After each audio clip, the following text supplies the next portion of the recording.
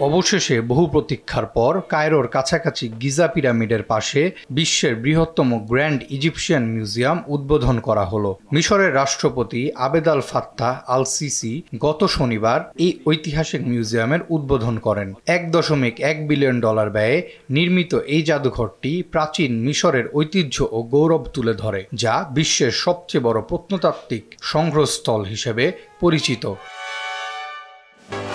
বিশ্বের ৭৯টি দেশের সরকারি প্রতিনিধি দল উদ্বোধনী অনুষ্ঠানে অংশগ্রহণ করেন, যার মধ্যে ৩৯টি প্রতিনিধি দলকে নেতৃত্ব দিয়েছে রাজা, যুবরাজ, রাষ্ট্রপ্রধান এবং সরকার প্রধান। এটি প্রমাণ করে প্রাচীন মিশরীয় সভ্যতার প্রতি বিশ্বের গভীর আগ্রহ এবং মিশরের নেতৃত্বের প্রতি শ্রদ্ধা।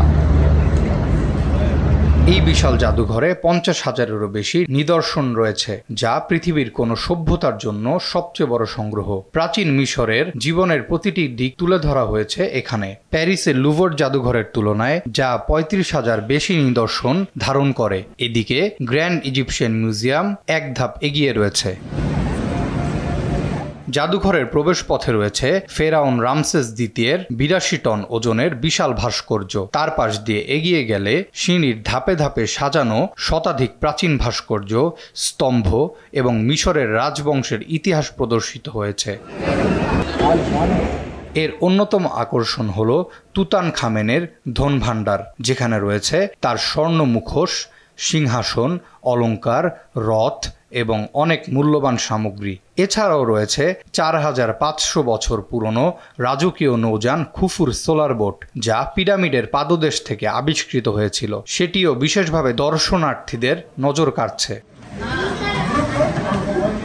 এছাড়া ফেরাউন রামসেস দ্বিতীয়, সেতি প্রথম সহ নানা রাজাদের বিশাল ভাস্কর্য, রাজপরিবারের মমি, প্রাচীন প্যাপিরাস দলিল, দেয়ালচিত্র এবং দেবদেবীর মূর্তিও এখানে রয়েছে। বিশাল এই প্রকল্পটি মিশরের রাষ্ট্রপতি আবদেল ফাতাহ আল সিসির নেতৃত্বে পরিচালিত একটি মেগা প্রকল্প। ২০১৪ সালে ক্ষমতা গ্রহণের পর তিনি মিশরের অবকাঠামোগত উন্নয়নে ব্যাপক বিনিয়োগ শুরু করেন, যার লক্ষ্য ছিল দেশের অর্থনীতি পুনরুজ্জীবিত করা। যদিও জাদুঘরের নির্মাণ কাজ ২০০৫ সালে শুরু হয়, তবে ২০১১ সালের আরব বসন্তের বিদ্রোহের কারণে রাজনৈতিক অস্থিরতার মাঝে ৩ বছর নির্মাণ কাজ বন্ধ ছিল। মধ্যপ্রাচ্যে চলমান সংঘাতের কারণে উদ্বোধনও কয়েকবার পিছিয়ে যায়।